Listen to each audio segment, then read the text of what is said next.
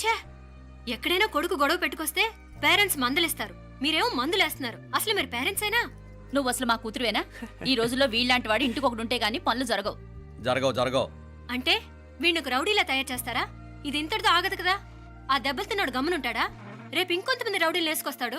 వేసుకొస్తే వీడు నలుగురు నేసుకుని వెళ్తాడు. చాలకపోతే మేము తలో కర్ర పట్టుకుని జాయిన్ అవుతాం. దేవుడా, వీళ్ళ నువ్వే కాపాడాలి. ఏయ్, నీలాగా ప్రతిదీ మేము దేవుడి మీద భారం వేసేయం. మాకు చేతనైంది మేము చేస్తాం.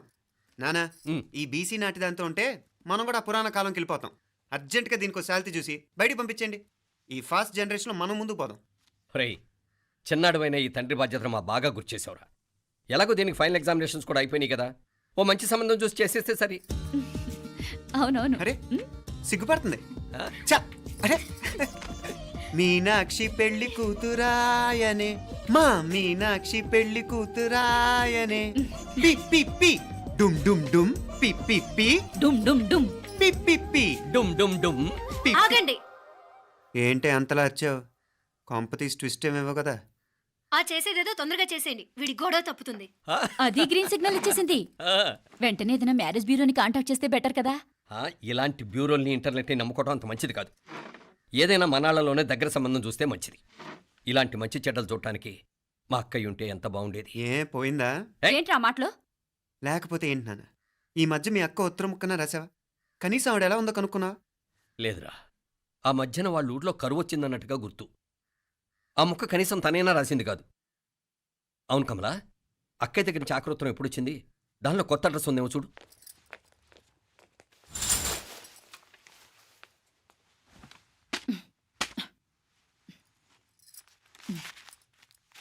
ఇవి చూడు.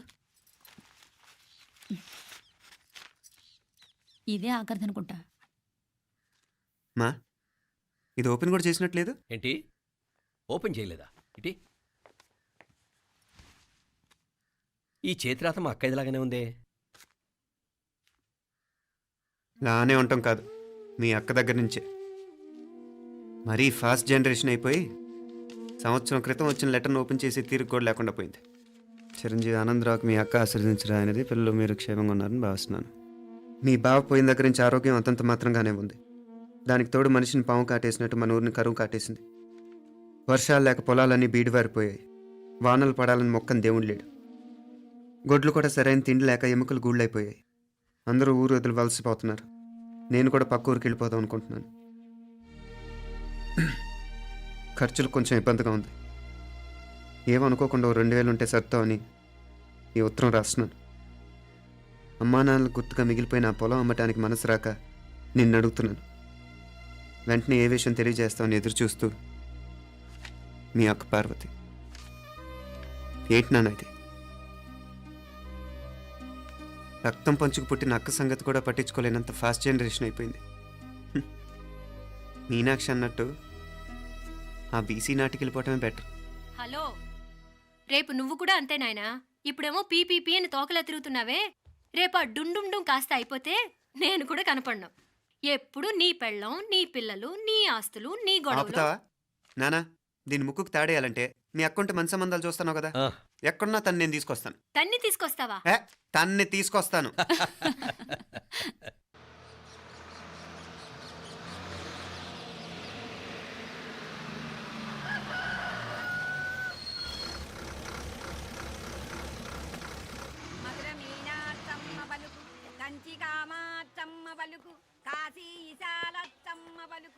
బాబు, ఇక్కడ కావూరి పార్వతమ్మ గారి ఇల్లు ఆ సందులో రామాలయం పక్కనుందండి.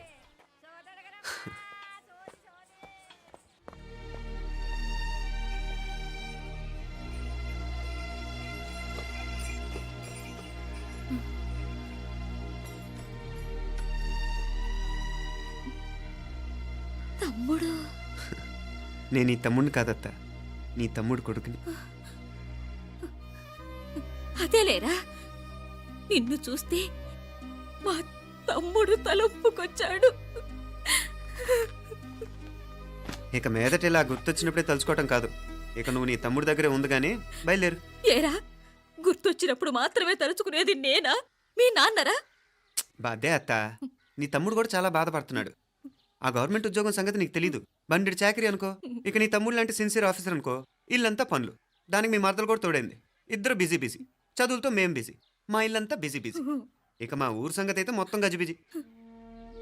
ఎవరెంత బిజీ అయినా తోబుట్టుల మధ్యన బిజీ అనే మాట రాకూడదని నేను వచ్చాను. నా మంచి అత్తే కదూ. మనసులో ఏం పెట్టుకోకుండా బయలుదేరు.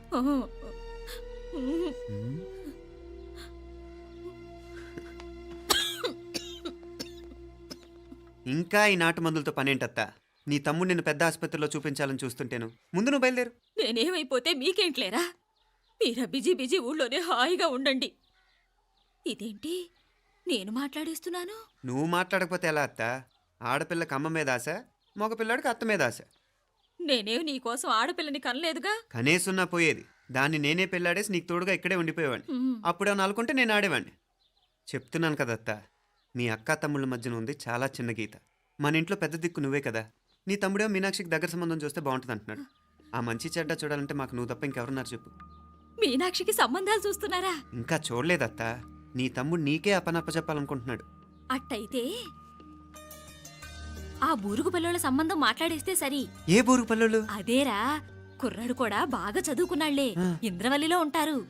అయితే మనం హైదరాబాదు. ఆ నా తమ్ముడి కూతురు పెళ్లి నేను కాక మరెవర్రా చేసేది? నేను బండి కట్టించుకుంటారా? కొంచెం ఆగరా, ఏదైనా తిని వెళదు. తర్వాత తింటానత్తా. నువ్వు ముందు రెడీ రెడీ అవు.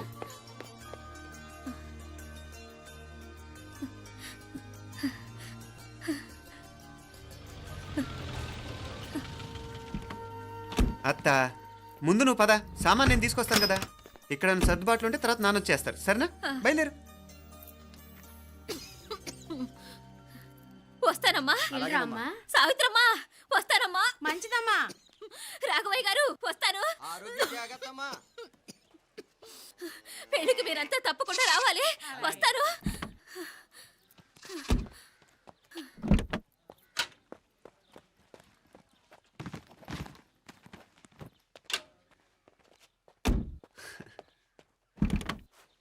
జరుగత్తా, జరుగు.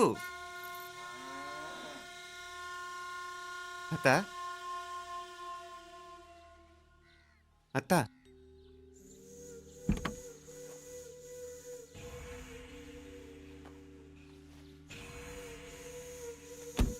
ఏమైంది పార్వతమ్మా? పార్వతమ్మా, పార్వతమ్మా! అయ్యో, ఎంత ఘోరం జరిగిపోయింది. ఉన్నట్టుండి పడిపోయింది. ఏమైందమ్మా?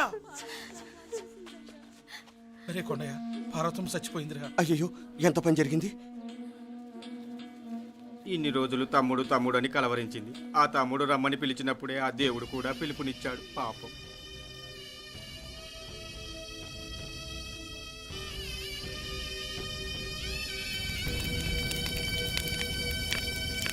మా నాన్నగారి సంతానంలో నేను తప్ప ఇంకెవ్వరూ మిగల్లేదు. అయిన వాళ్ళందరూ వెళ్ళిపోవటంతో మీరందరూ ఉన్నా కూడా నాకంటూ ఎవ్వరూ లేరనిపిస్తోంది. మీ అక్కయ్య కళ్ళల్లో కూడా ఇదే చూశాను నాన్న. కాకపోతే తను పోయాక నువ్వు ఎవరు లేరని ఫీల్ అవుతున్నావు. మన అందరం ఉండి కూడా తన ఒంటరితను అనుభవించింది. పోయేటప్పుడు కన్నీళ్లు కార్చడానికి నానే వాళ్ళు ఎవరు లేకపోవటం చాలా దురదృష్టం నాన్న. పగాడికి కూడా ఈ పరిస్థితి రాకూడదు. తెలుసో తెలియకో నాన్న చాలా తప్పు చేశాడనిపించింది. ఎంత మెకానికల్ లైఫ్లో పడిపోయినా తోబొట్టులు నిర్లక్ష్యం చేసుకొని పోగొట్టుకోవడం మహాపాపం. కళ్ళు తెరుచుకొని చూస్తున్నట్టుగానే పోయిన అత్తయ్య చివరి చూపు ఈ విషయాన్ని శాశ్వతంగా నా గుర్తుండిపోయేలా చేసింది.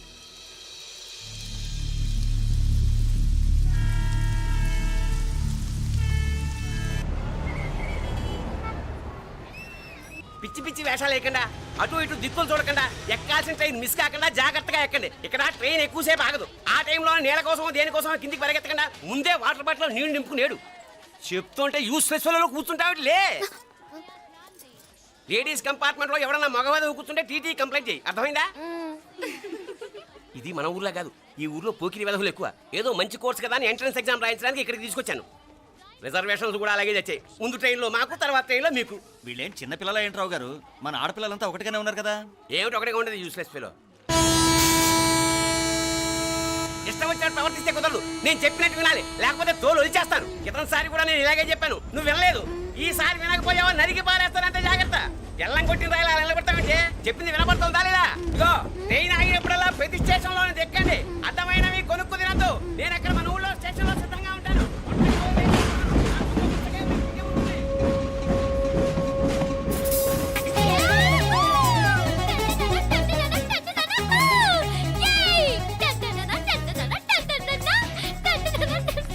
Hey, you!